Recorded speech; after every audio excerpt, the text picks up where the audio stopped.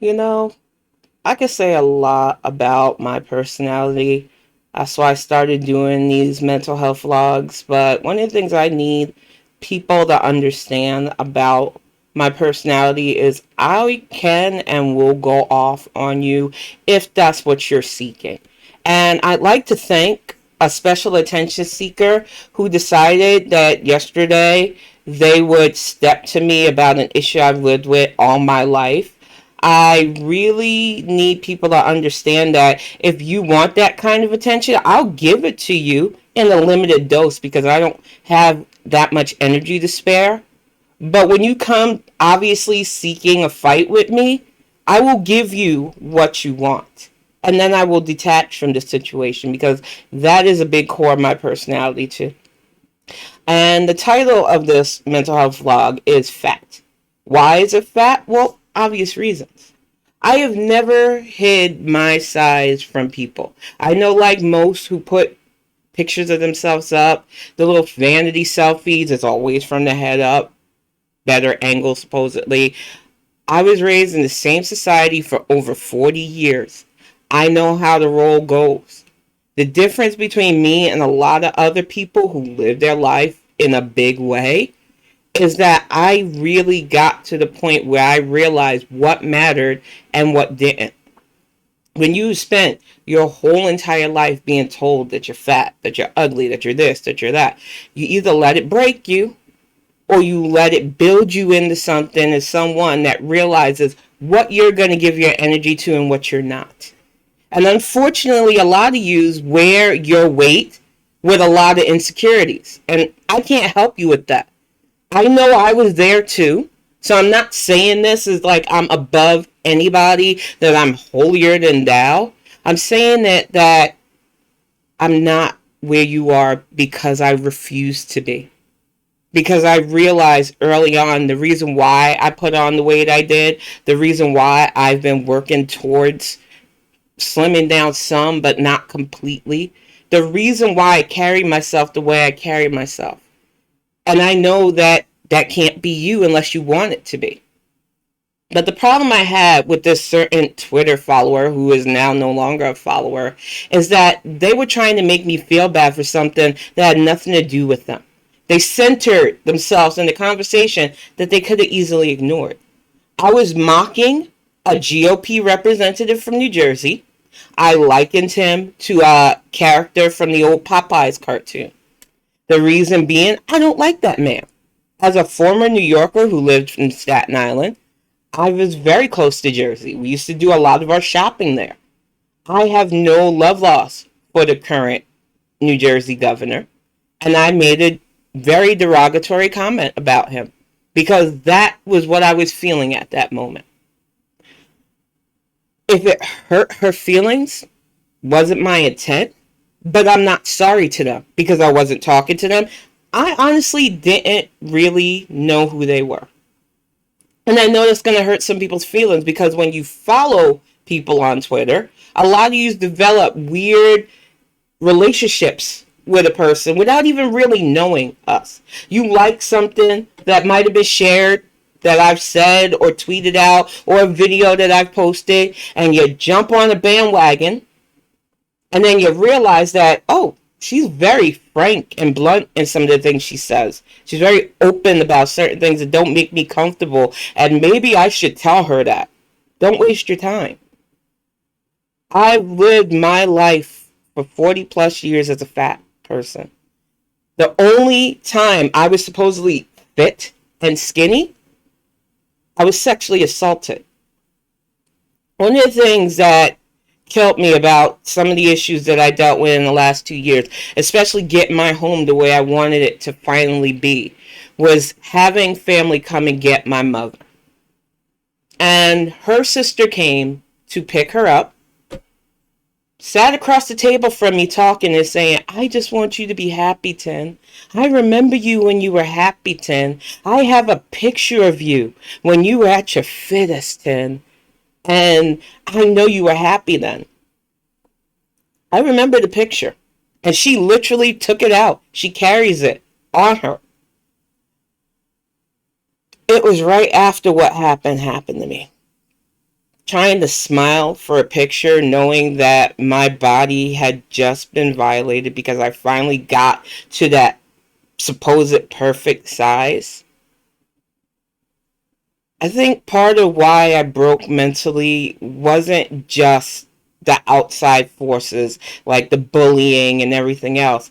It was all the pressures to look a certain way for people who don't fucking matter. And it all just came to a head. Now, I smiled at my aunt, thanked her, because obviously I wanted her to get my mother out of that house. But in my mind, I kept thinking, if you truly cared about me at that time, you would have realized I wasn't happy in that picture. I wasn't happy at all the few months that I lasted supposedly as thin. That level of skinny that you thought made me happy didn't. And after being assaulted, my fat became a body armor for me. And I'm far from the only person who has had to deal with that issue. Because I went through the mental process of if I am heavier, I would be less desirable. And I wouldn't have to deal with anybody bothering me. And to a certain extent, there are people that are really, they don't like fat people. I'm not here for them anyway. There are people that they get their jollies poking fun at fat people, body shaming, jumping in Twitter or wherever we are to make fun of us. That's the low in their life. And that's the kind of low life they are. And it's elementary school level insults at this point, and it's nothing I haven't heard over the years. Growing up in a black family, some of you watch that MTV show Ridiculousness and you see them battling, as they call it. It's called The Dozens. And when you grow up in a family like mine, The Dozens is every time you have a family gathering. So if you're not coming with those levels, you're not even going to faze me. And even now that I'm over 40, you're not going to faze me in the way you think. You're going to give me pause because, okay, you got my attention for a few seconds throwing out an insult. It was weak. Your dick is probably small. I'm going to keep it moving. Why? That's just my personality. You grow up in New York City as a short, fat, black woman and don't develop a thick skin, you are going to break. And I very nearly did. When I tell you that the insults got to me back before I had my first nervous breakdown, that all the pressures to try to fit in, try to be like, try to look a certain way, finally made it to where I did not want to walk on this earth anymore. And I know that there are a lot of people still struggling with these thoughts. But if you make it past a certain age, or for me it was 38, which was about a couple of years now, almost 8 years now ago, when I hit my 38th birthday and I realized I didn't try to take my life anymore, I'm still here. There are things I want to finally start doing. I'm not going to let anybody define my joy, steal my joy, or make my life about what they think of me.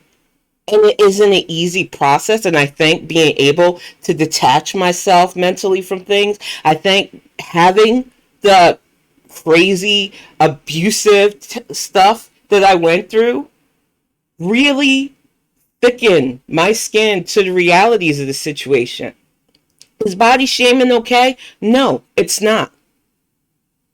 Am I gonna stop insulting Chris Christie for being a fucking fat fuck that looks like Wimpy from Popeye? No, because I've heard the same thing and I've heard worse. In a perfect world, we wouldn't insult people based on their looks, but this ain't a perfect world. And I've never tried to carry myself as a perfect person. Do I try to be nice to people? Yes.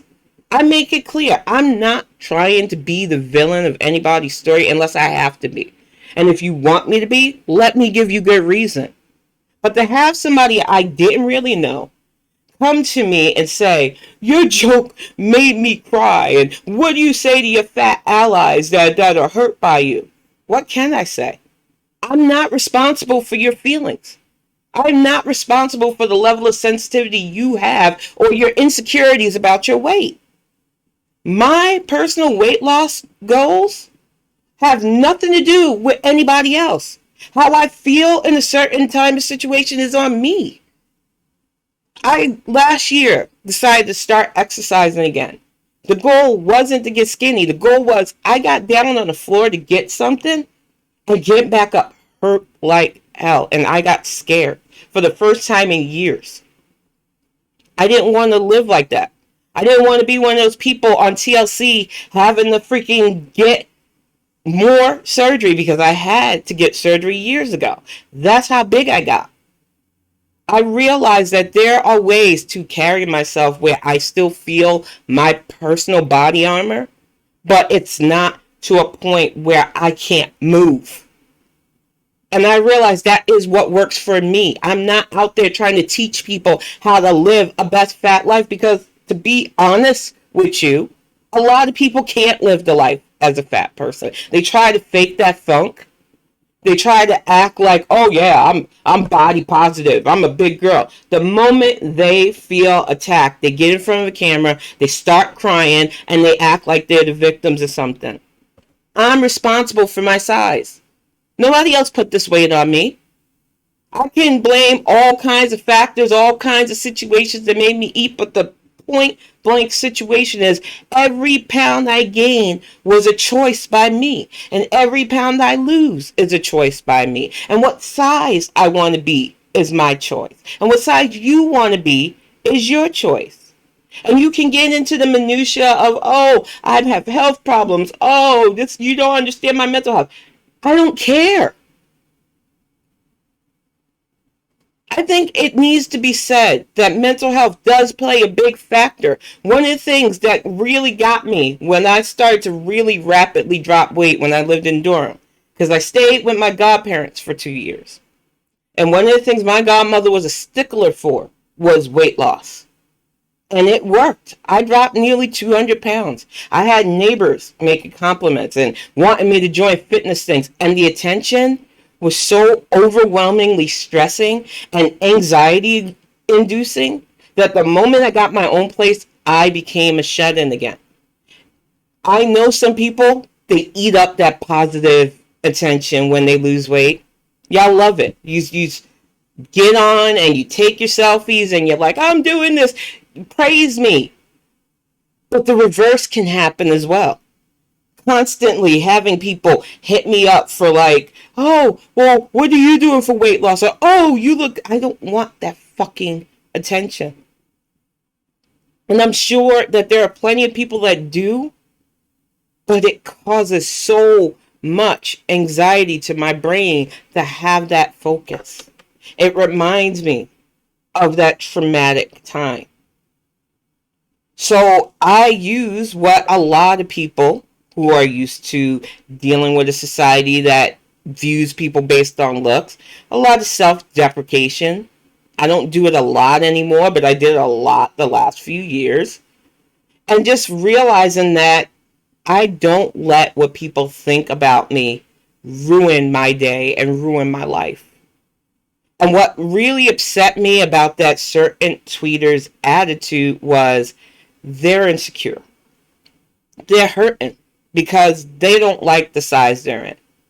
They've made it clear that while they're trying to push for body positive, they're not a happy person. How can you be body positive if you're not positive in your own body? Because if you were, that joke about Chris Christie wouldn't have made you cry. But when you look into that mirror, you don't like what you see. And how is that my problem? That's something you need to work out with yourself, a therapist, or whoever. But you're not going to find that help from some random woman on Twitter who's made it her point to rant. I don't think people understand this about me. And I'm going to show you something about my Twitter. Because some of you just don't get it. Right here. For some reason, over 20,000 of you follow me. But I put follow at your own risk for a reason. The reason being, I know how I am. I know how I was raised. I know some of the things that I've been through and how I carry myself. I'm not for everybody. I'm not trying to be. I talk openly about depression, mental health issues, being a black woman in America.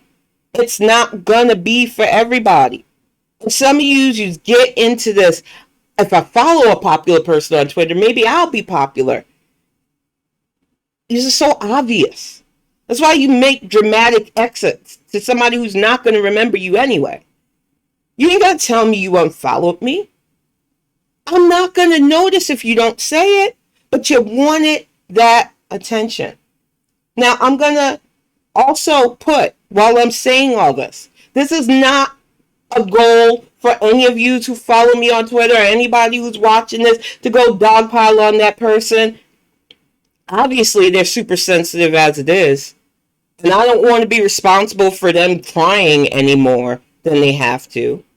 But the fact of the matter is, they tried to use me as a deflection from their own insecurities. And they did it in a way that said, I wanted your attention. Because it wasn't just one comment they made. They made several in a friend's thread dinging me as well because they could not handle it. Then they went into a comment that I made about racism and tried to equate the situations. I know body shaming sucks. Plenty of people kill themselves because they are body shamed. It's a reality that, mentally speaking, isn't touched upon enough. But to liken that to the very real reality that society has othered me all my damn life for my fucking pigment, based on something you could change if you really, really wanted to, because the very few people that have the physical ailments that prevent them from losing weight are very minute. So miss me with any excuse you want to come at me about why you can't change that aspect of yourself.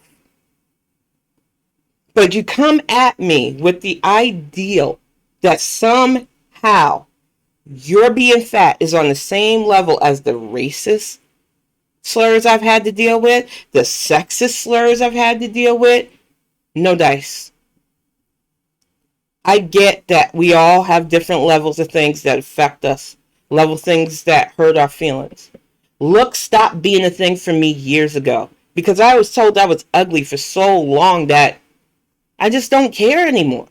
I don't live my life based on looks. I never have. Probably never will because that has never been an appeal for me. And I know it's not the norm.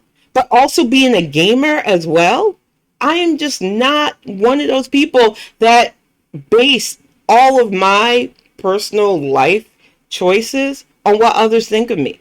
Because if I did, I'd have no esteem whatsoever. So if you're getting through this and watching this to this point and are feeling a certain way because I made a joke about Chris Christie's size, being a big girl myself, get over it. I don't have a pat on the head for you. I don't have a hug for you. I don't have sympathy for people who are so insecure with themselves that any talk about somebody's weight sets you off because it's not a direct insult to you unless they're saying it to you. I didn't know that person. I wasn't calling them fat. And as somebody who's been fat all my life, I can't get upset every time somebody makes a fat joke about somebody.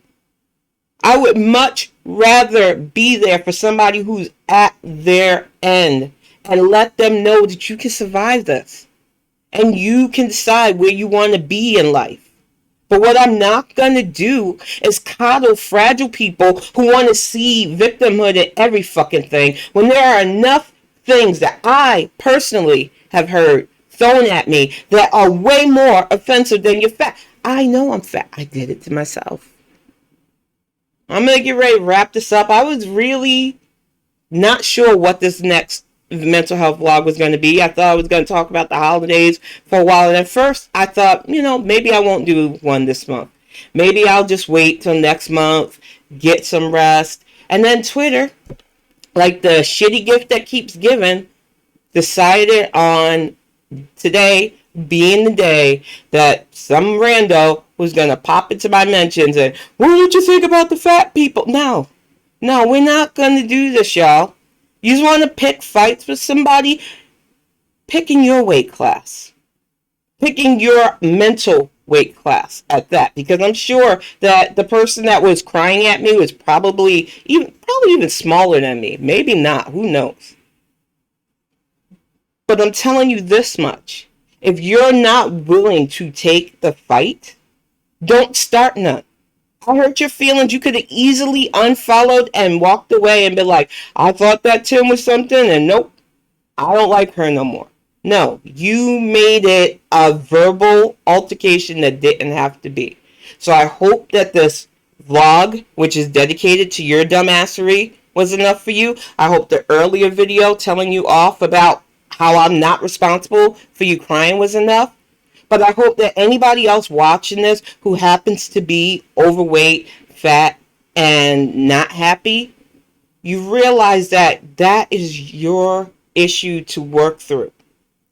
And that there are going to be plenty of horrible people that want to make you feel bad instead of lift you up. And you've got to decide whether or not those people hold importance in your life or not.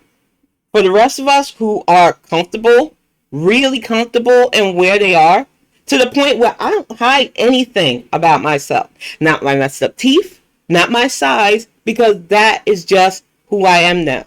And people will have to accept it or walk away. People are gonna mock. That's their waste of life. It's not on me.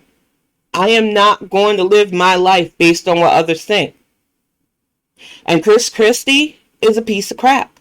And if your hill that you want to die on with me is defending the right to not call that piece of shit fat, bye. Shitty hill to die on, but at least you're dead.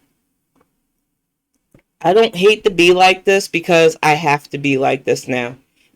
Twitter is the only way I'm going to survive on Twitter is to be the way I am. The sociopath that I want people that I am, because some of you don't get it until you get it. Some of you fuck around and then you find out and you're like, wow, she really is on another level.